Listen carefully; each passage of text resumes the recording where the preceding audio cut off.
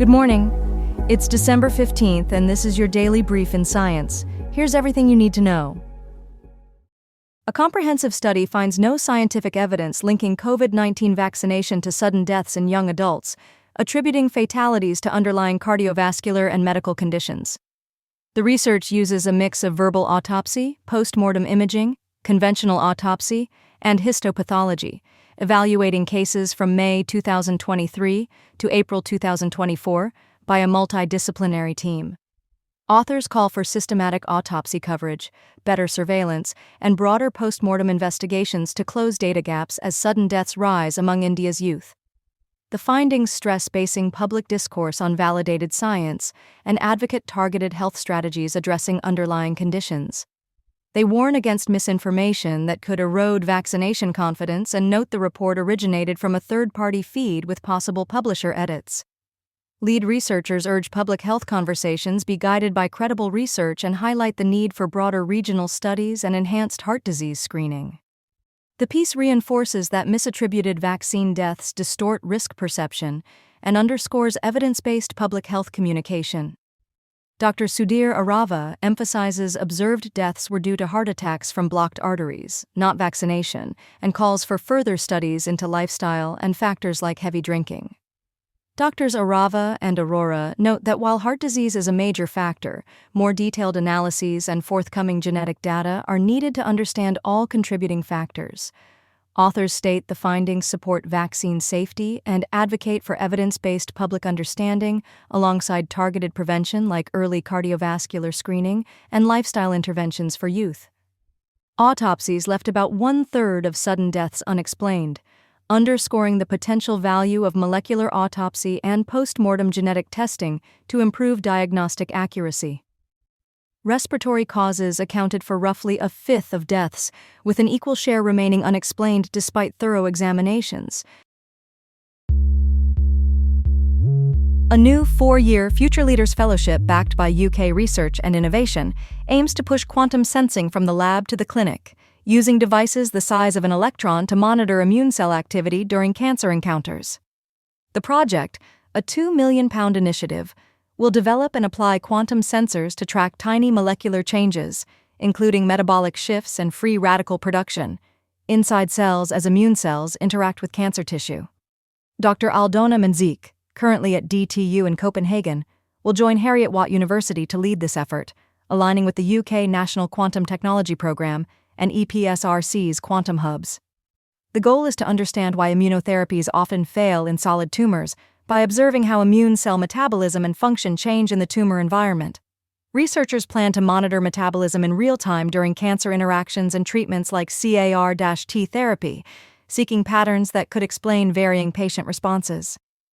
The sensors aim to detect changes far smaller than a human hair, enabling rapid, high-precision cellular monitoring that could inform earlier drug evaluation and patient tail or ED treatments.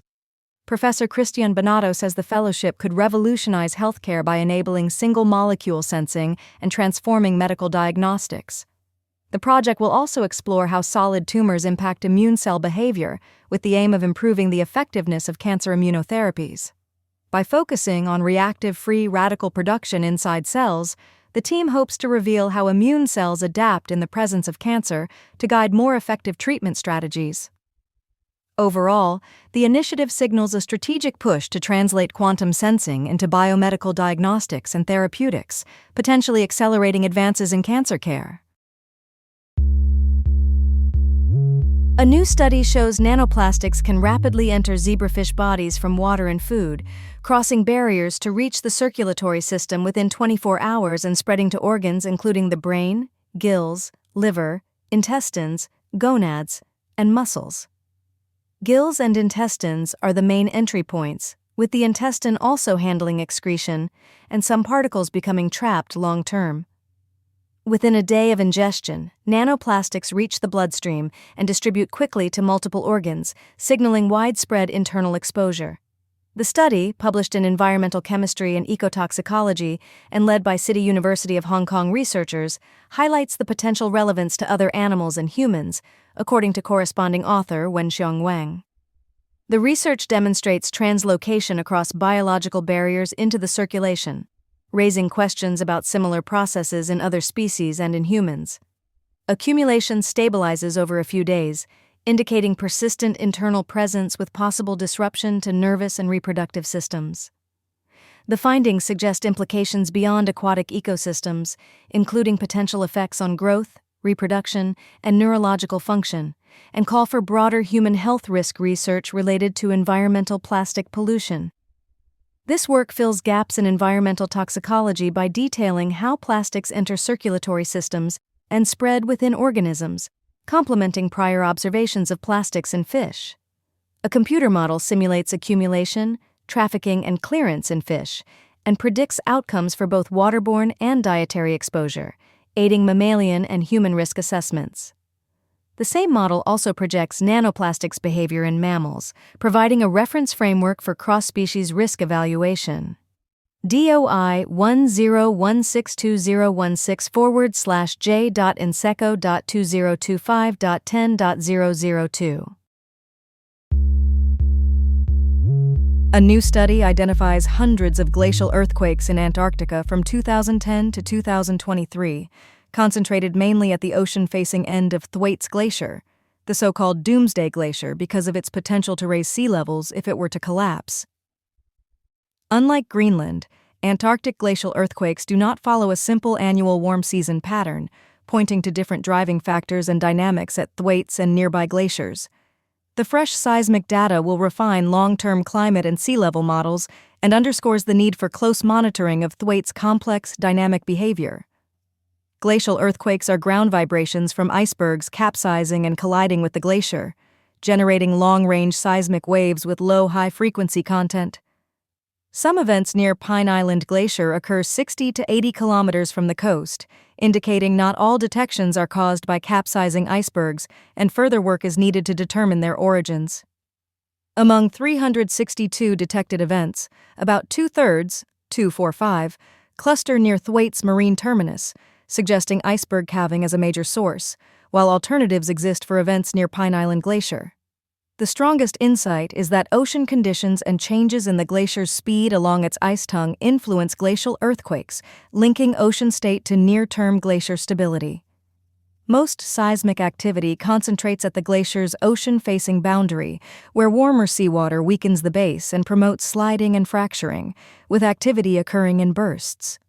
Antarctic glacial earthquakes have historically been harder to detect than Greenland's. Discovery was aided by deploying Antarctic seismic stations. Earthquakes arise from internal ice movement, stick-slip dynamics within Thwaites ice, rather than tectonic activity, as hundreds of small quakes reveal ongoing fracturing. These detections show substantial internal fracturing beneath Thwaites, indicating internal processes dominate over external tectonics in generating events. The findings raise important questions about Thwaites' stability and its role in future sea level rise, highlighting the need to study ocean ice-solid Earth interactions in marine terminating glaciers. A new spatially validated single-cell atlas of Hydractinia symbiolongicarpus gives us a detailed map of its somatic cells and where they live in the colony. Led by Song, De Jong, and Walatik, the team combines high-throughput single-cell RNA sequencing with spatial transcriptomics and in situ imaging to link gene activity to exact tissue locations. This approach ties tissue context to cell identity and behavior, showing how microenvironments within the colony shape differentiation and function. Spatial validation improves accuracy in mapping cell types and their relationships, providing more reliable views of Hydractinia biology. The atlas catalogs diverse somatic cell types and outlines their roles in growth, reproduction, defense, and symbiosis, offering a high-resolution view of cellular composition. By integrating genomic data with spatial context, the study emphasizes how tissue organization and cell communication operate in this marine colony. The result is a foundational resource that enables researchers to explore cellular architecture at the single-cell level across Hydractinia. The work also underscores Hydractinia's regenerative capabilities and unique biology, highlighting relevance to regeneration, development, and fundamental cellular processes. The study points to the cellular and genetic underpinnings of symbiosis, with implications for conservation, regenerative medicine, and climate resilience in marine ecosystems. Overall, the updated atlas provides a robust platform for future work, supporting broader investigations into genetic and cellular frameworks in hydractinia and related species.